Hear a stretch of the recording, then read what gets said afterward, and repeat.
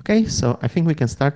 Hello, everyone. Welcome to episode 68 of Warsaw Quantum Computing Group Meetups. My name is Pavel, and I will be the host today. And today we have pleasure to host our great speaker from IQM, Dr. Adrian Auer.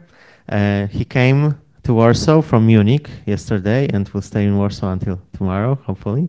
And he will give the talk titled IQM's Quantum Computing Technology and Recent Advancements in Error Mitigation. So IQM is also the main sponsor of this meetup today. Before we start, we would also like to thank our other strategic partners for supporting us, so Novero R&D, Quantum.io, Onyx, Cogit, AIQ Lab, and FinQubit, and thank our honorary partners for helping us advertising the event. Okay, that's all from my side, and of course, as usually, there will be the after party at the end after the lecture. So we hope that you will stay with us.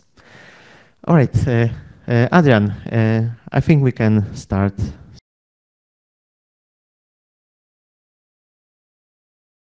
Yeah, thanks, Pavel, for inviting. Very nice to be here and that I can present the company and a little bit also about recent advancements. Yeah, my name is Adrian. As Pavel said, I work for IQM. We are a quantum computing company, and we develop quantum computers that are based on superconducting qubit technology. And sort of the technical area where we are responsible for in the team is characterizing the systems, characterizing the noise, the errors, benchmarking the systems, assessing the performance of them, and then also from that information, developing strategies on how to actually mitigate effects of noise and errors. So this is what is under this umbrella of error mitigation. So the plan is to give you an overview about the company. First of all, what we are doing, then go more into the technology itself, a bit focused on the QPU development towards our roadmap, show you what we have achieved and what we are planning to achieve in the next couple of years. And then focus a bit more really on the technical area that we work in the team and some recent research results on error mitigation. Yeah, so that's a bit the plan for today. And let's start with a bit more general information about the company. So it was founded in 2018. Actually, now it has 300 plus employees. So this has to be updated. And so we built quantum computers based on superconducting technology, and we deliver those systems as on-premise systems. So you can have such a machine at home if you want. And we also have a cloud offering where you can access our systems through that. Yeah, Pavel, because you have asked already where are our offices, here is the answer. So the headquarters is in Finland. Maybe I used the mouse actually. Is in Finland, and I'm based here in Munich. Then we have an office here. We have offices in France, Spain, Italy, in the US, and also some offices in Asia. We are a full stack company. What does that mean? So the development process starts by designing and fabricating the processors, so the quantum processors. We do full system integration, so full quantum computer is then the outcome. And we also develop the software stack such that you can, as a user, access it through HPC environment or also through cloud. And I don't know what you're programming with, or if you're programming with some quantum computing language also, sort of adapters to various frameworks like CUDA, Qiskit, Cirq, and others.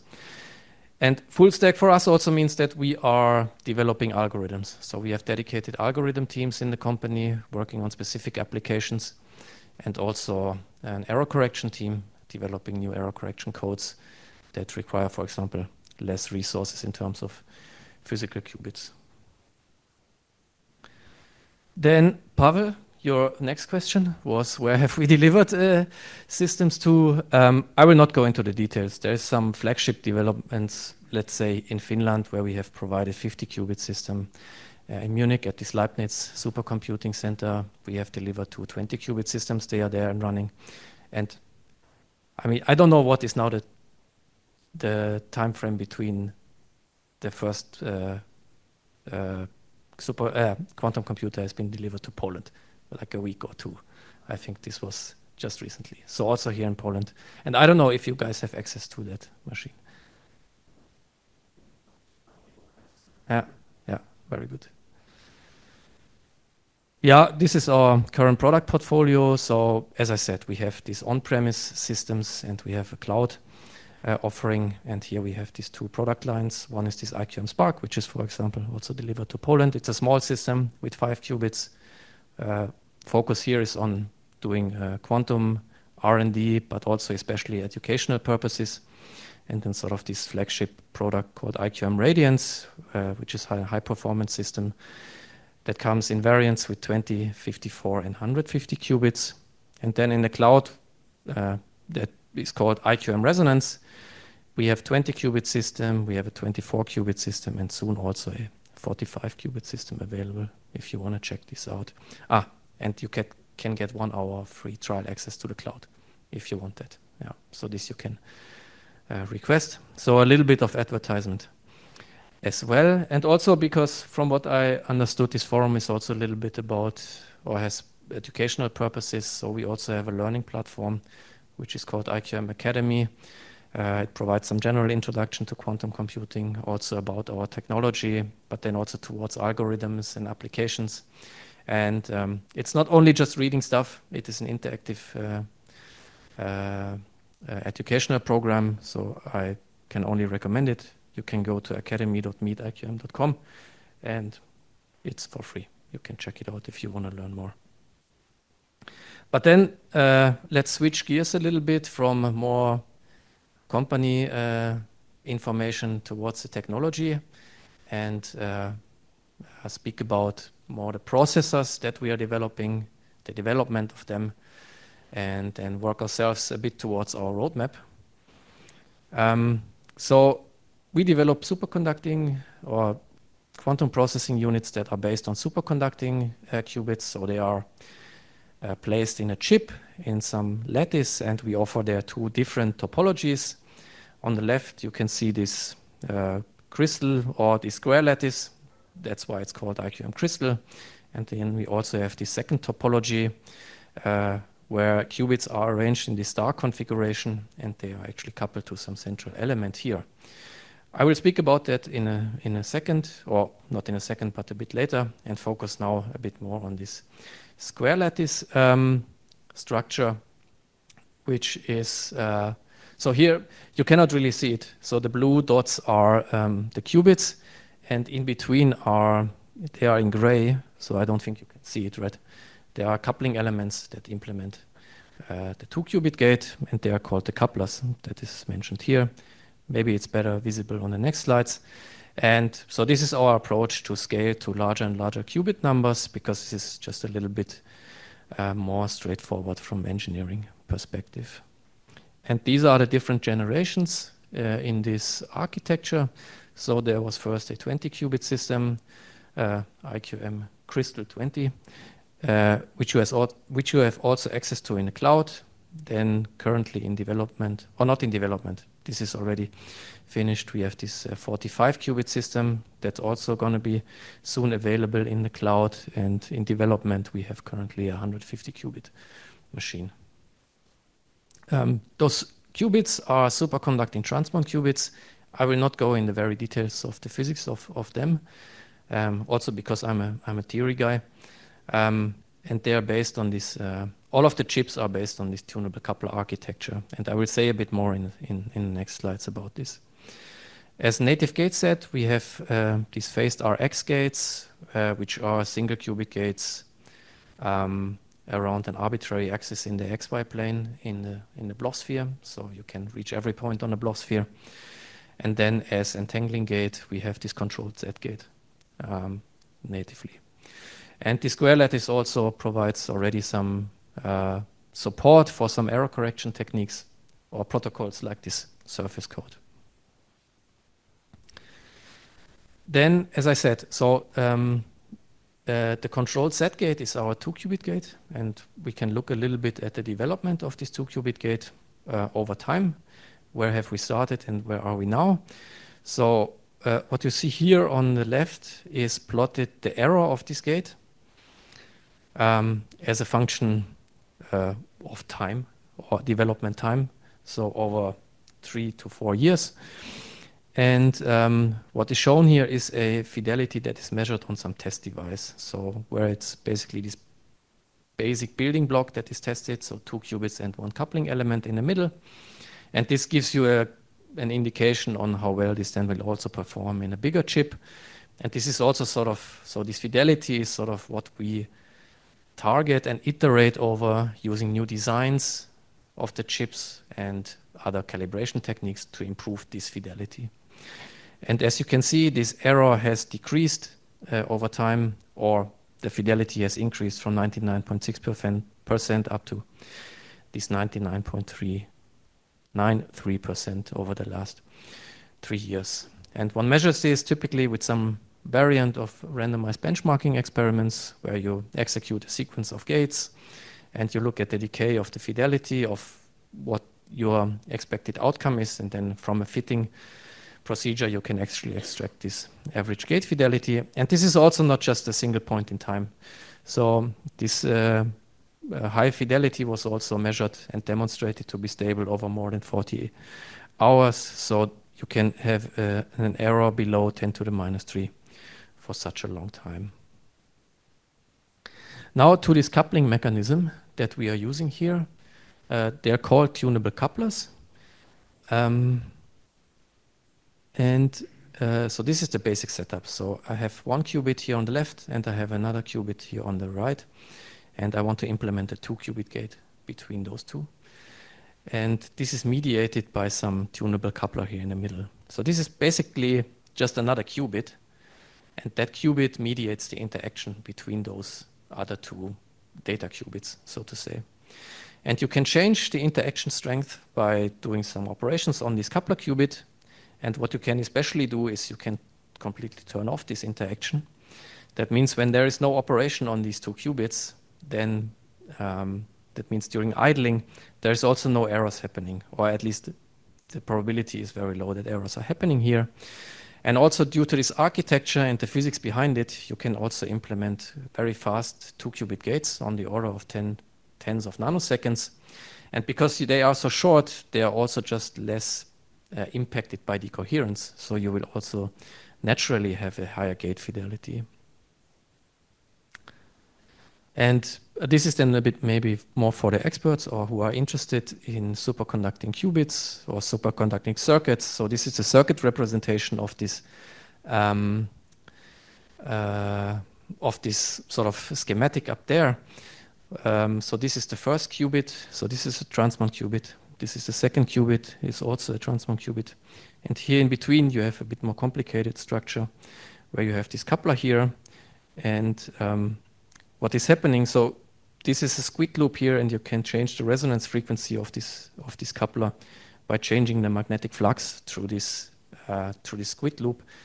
And by this, effectively, you change the interaction between those 2 qubits. So this is how the 2-qubit gate is implemented in such a technology. And this is basically state of the art for high-performing or high-fidelity gates in superconducting quantum processing units. And of course, if you want to know more about this, this is explained in very much detail in this publication here, with all the details about this structure, derivation of Hamiltonian, and how the gate is then implemented. Then looking a bit on a higher level, going from single elements like gates and benchmarking the fidelity of individual gates, let's look at how it performs on a full chip. So this is benchmarking results from a 20-qubit chip, where the median single qubit gate fidelity is above 3 nines, 2-qubit gate fidelity is above 99.5%. Then you can entangle the whole chip. So you measure this by preparing a GHZ state, which is a maximally entangled state, and then you test how close are you actually to this entangled state. And maybe the last one to mention is this Q-score benchmark. This is basically test the capability on how well can one, or how big of an optimization problem one can solve, or binary optimization problem one can solve on such a chip. And 15 means that you can use 15 qubits basically of that chip to perform or to solve optimization problems. Then this I only want to mention briefly, but it's because our team has developed these IQM benchmarks. This is just an open source library to perform quantum benchmarking, available on GitHub. And then when you have access to the Polish quantum computer, you can also run this suit against this quantum computer and check whether the performance is good. It's designed to be very easy to use. You have basically one line of code, and you can just run it against all of our devices, and they come in different categories. So quantifying or characterizing gates or layers of gates, more holistic benchmarks like quantum volume you have heard maybe, entanglement tests like this GHZ state fidelity, or more complex entanglement structures in graph states. And then also more application-oriented benchmarks like this Q-score, which tests a bit the capability to solve optimization problems. Okay, maybe to make the bridge here. So this benchmarking library can be used against all of our devices. So that means also on these star devices, which is a different architecture. You can see it here. So the qubits are not connected to each other. They are all connected to the central element here, which is just a resonator, so like a harmonic oscillator. And the reason to do this is because you effectively can actually couple all qubits to all other qubits. So through this resonator, you can let, for example, this qubit interact with this qubit effectively. And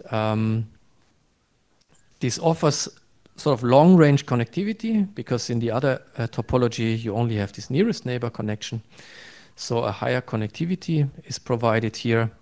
And this is already looking a bit forward to the area of quantum error correction, where such a topology is planned to be more beneficial.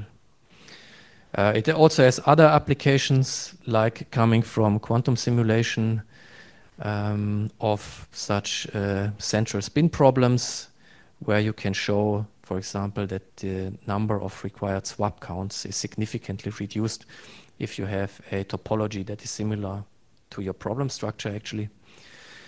Then also doing simulations of quantum systems that include bosonic modes, because this resonator is bosonic in nature, so it can also be beneficial to do that. And that has also been shown experimentally. And as I already have teased a little bit, so looking forward to implement more efficient quantum error correction codes, this is also expected to be fruitful. And you can already look at some results, not for error correction, but only error detection on that system in this recent publication, also from our colleague Florian. Okay, and this is sort of our technology roadmap of the company. It has a lot of content, and I will not go into every box here. I think that would be a bit too much. It contains achievements and developments in algorithms and applications up here, developments of software capabilities, and then also sort of processor development. And this is what we have been looking at in the last slides. So we have these two different architectures here. And you can see the qubit count we want to reach over time. This is the expected 2-qubit gate fidelity. And in 2027, we want to start having a error correction demonstrator, so where we really perform error correction. And that happens on a scale of 1,000 physical qubits and about 4 to 36, it says here, logical qubits. And at that point, we also want to combine the two of the best features of those two worlds into one error correction demonstrator. So this is the technology roadmap and things we are planning until 2033 and plus. Okay, To bridge now towards more what we are doing in the team, again, a bit of a repetition where we are driving technology. The first thing are these tunable couplers. This is also IP of IQM. The specific architectures where we have demonstrated 2-qubit gate fidelities above 3 nines. Then quantum error correction, where on the one hand we are developing efficient error correction codes, but then also a dedicated architecture to implement those codes. And then something that is a bit more near term is quantum error mitigation, where we also have our proprietary technique, NRE it's called, and this is something I will go into more details in the rest of this presentation. I don't know, do we do questions also during the talk, or then I would ask? You can wait until Q&A at the end. Yeah, okay. Yeah. Yeah.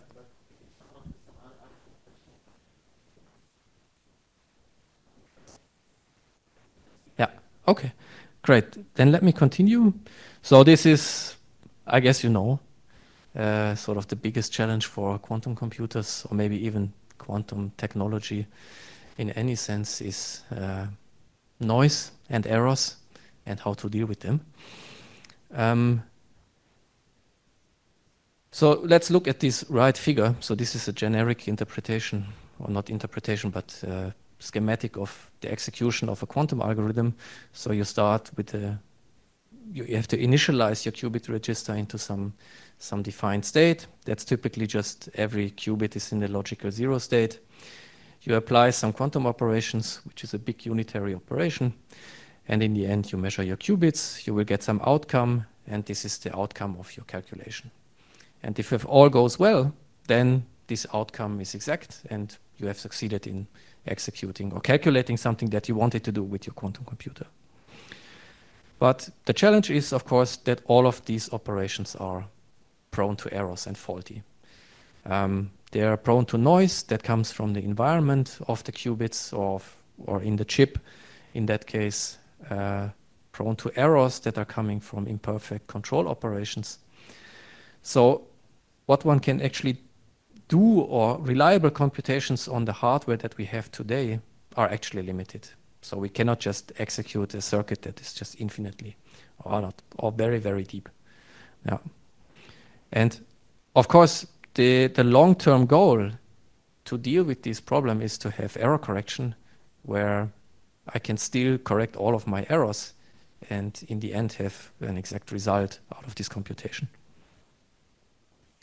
So what can one do to improve this accuracy or the performance without having error correction? So one thing I have explained already in the past slides is one can improve the hardware, so gate fidelities, or here also initialization fidelity and readout fidelity.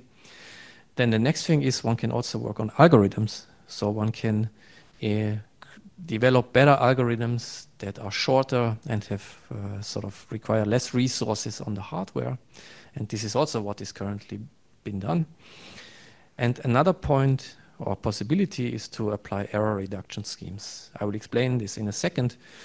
But these are techniques that sort of improve performance despite this error being present in the hardware. So that's an opportunity to enable more accurate results already now without having error correction, and also to improve performance of execution of algorithms on current hardware. And what is it? At least this is what we understand, and maybe this is the major techniques to get this going, is on the one hand error suppression. These are techniques that just reduce the probability that an error happens in your computation. And typical examples are twirling or dynamical decoupling. I don't know if you have heard about these things. And another thing is error mitigation. And I will explain this in a bit more detail in the next slide. So this we had already. So on the right is just a typical depiction of a quantum algorithm with some measurements here in the end. And especially in NISQ era, typical problems are to find the expectation value of an observable for example, ground state energy of an Hamiltonian. So that's a very practical example. And we know we don't have error correction yet. That means in this NISQ era that we are currently in, the circuit that I can execute has actually a limited depth before this value that I'm calculating here gets corrupted, and inaccuracy is so big that I cannot actually do anything with this information anymore. And what one can do now is apply error mitigation, and that's an algorithmic scheme such that one can effectively reduce the error in the estimation of this observable here. Algorithmic scheme means it happens really on the level of that circuit, like as you are a user, and you just accept the performance of the hardware as it is given to you. And there is a lot of techniques that exist for quantum error mitigation. So this is not only a single technique, and they all have their strengths and weaknesses. And some of them use, for example, knowledge of the noise in the hardware. Some are completely agnostic to it.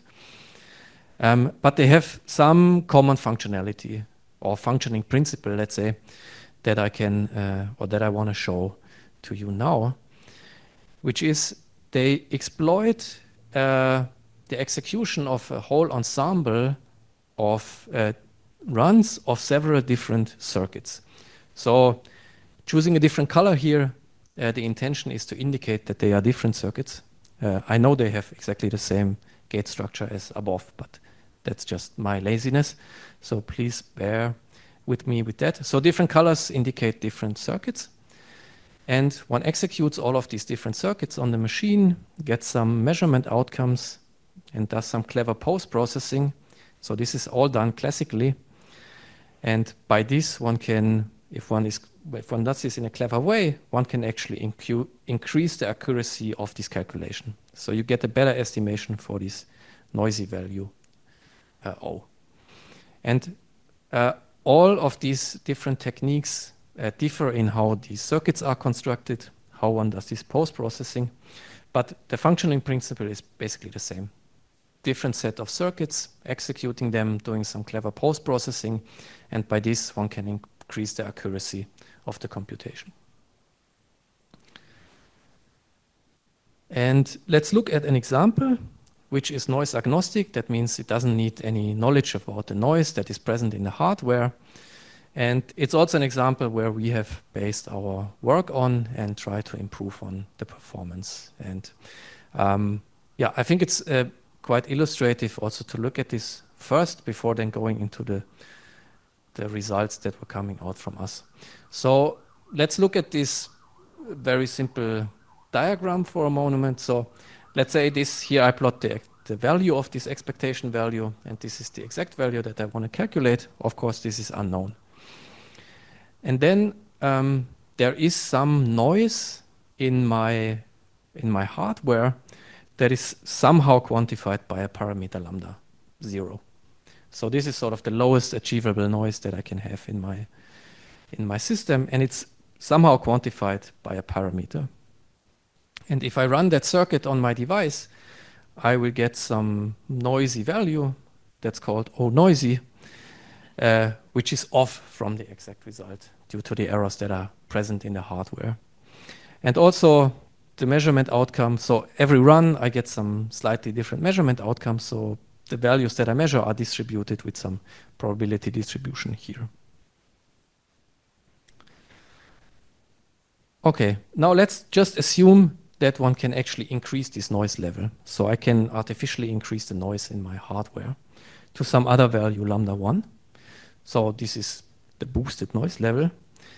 And what I can do now, in principle, is let's extrapolate back from taking those two data points as sort of the points where I do the regression on, back to the level of 0 noise. So that should give me some value that is noiseless.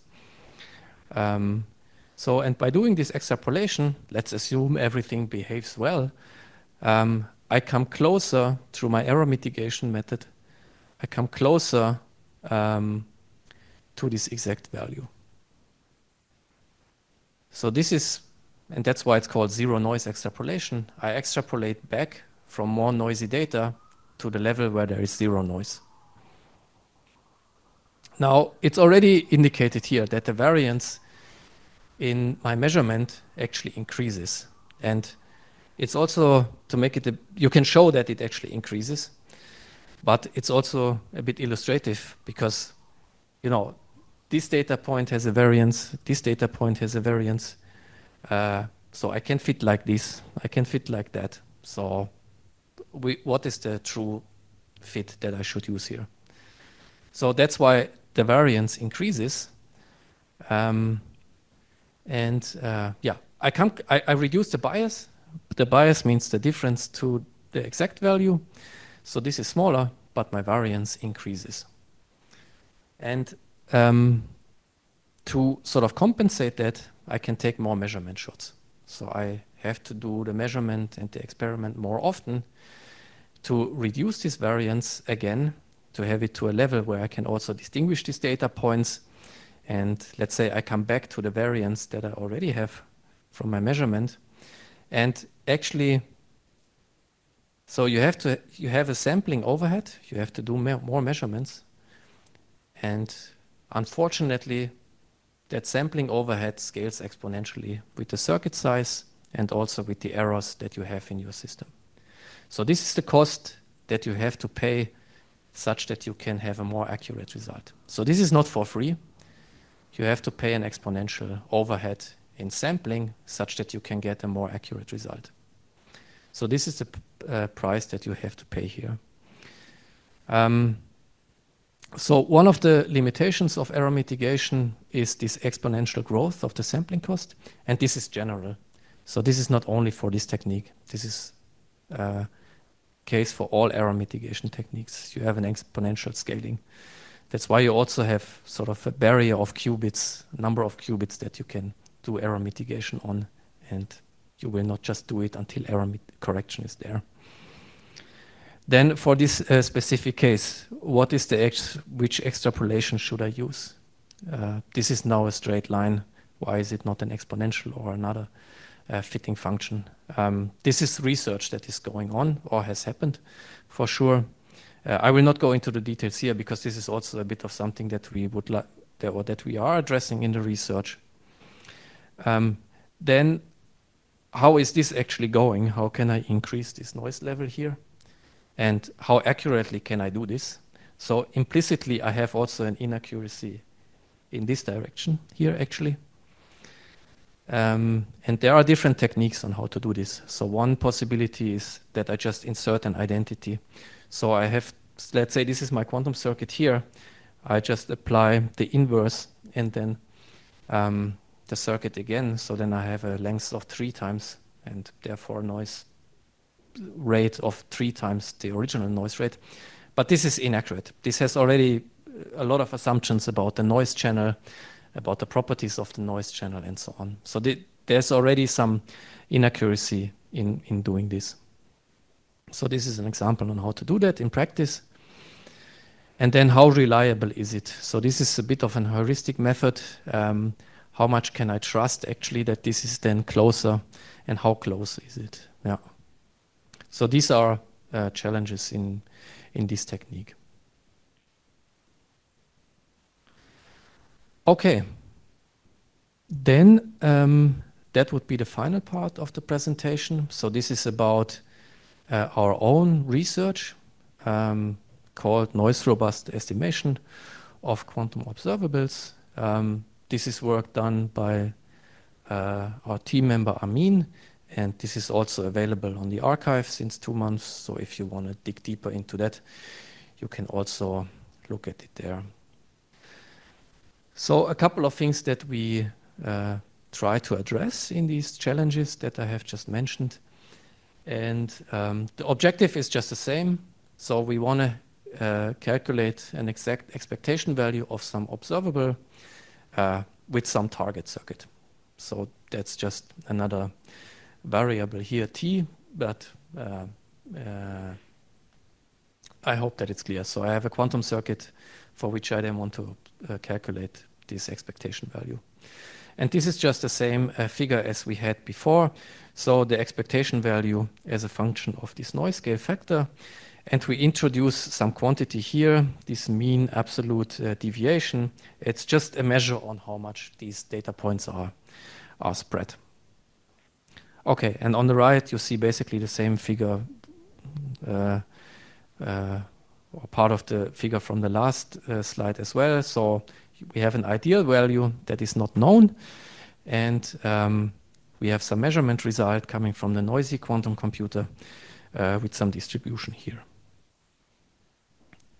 Now, what we do is, first of all, we generate what we call a noise-canceling circuit. So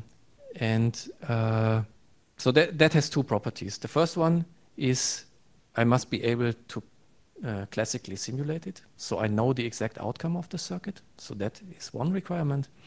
And the second requirement is that if I execute this noise-canceling circuit, so these are these red triangles, the sensitivity should be roughly similar to the one of the original circuit. So it should not be completely different. So it should be somehow similar in terms of noise sensitivity as the original circuit.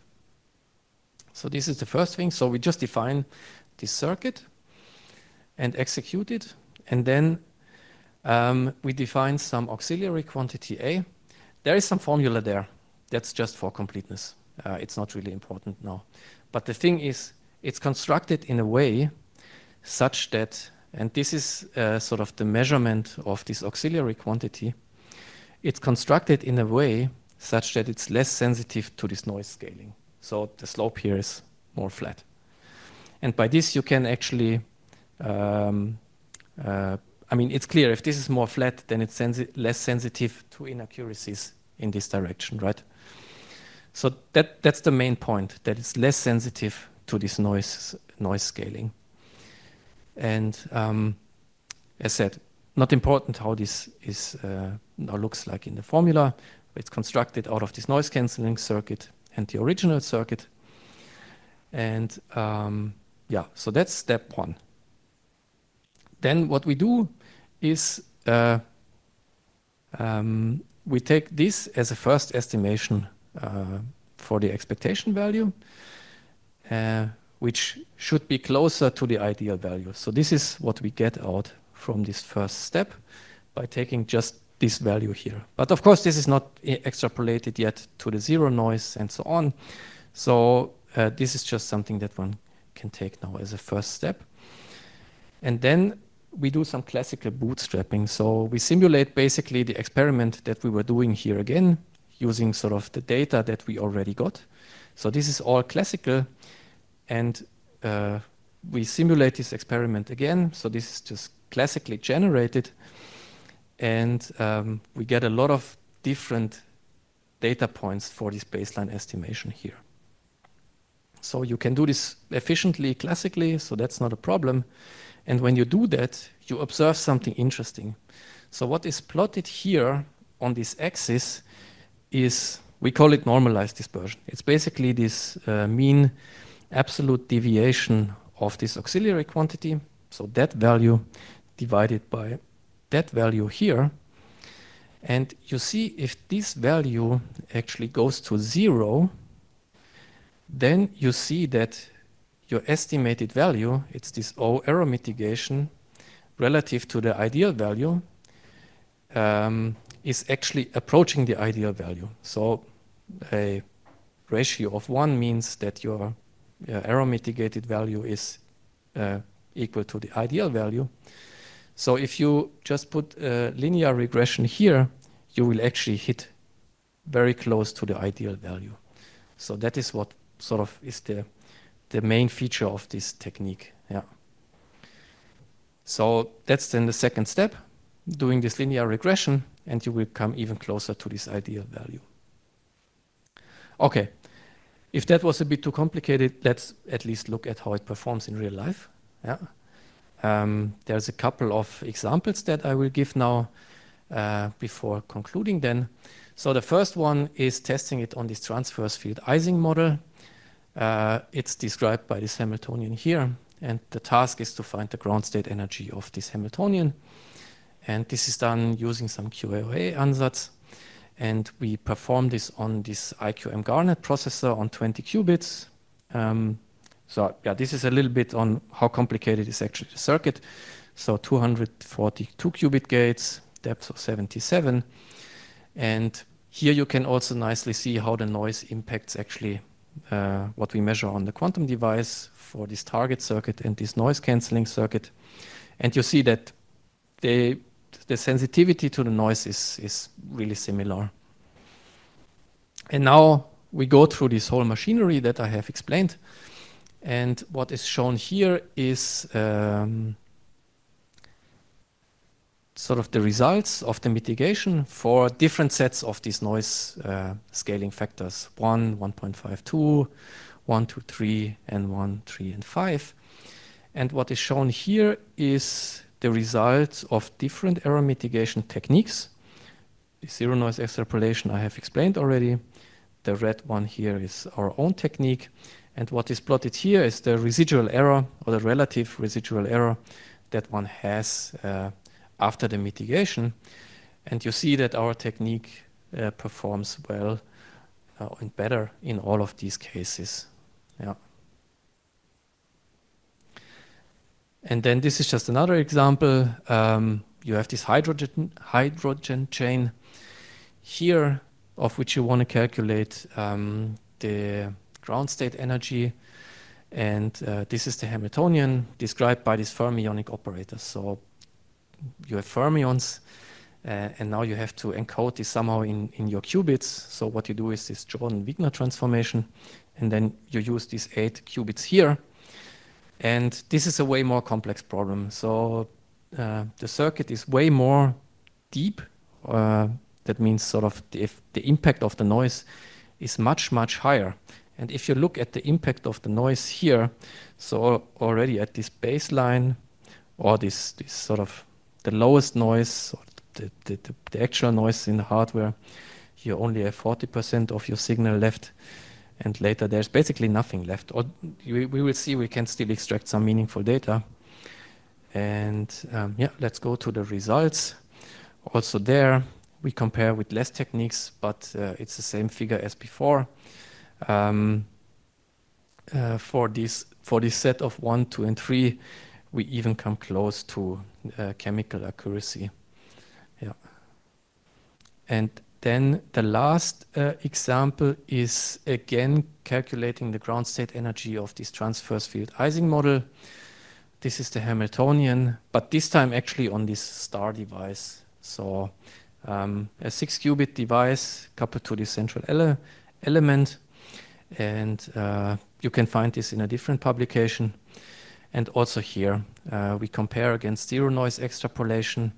So what is shown here is again sort of the error and how close are we to the exact value, also as a function of different noise cancelling, noise scaling factors, and we outperform the other technique in all of these cases. Yes, and that's basically everything. So that's all I wanted to present, and yeah, thanks for being here and listening.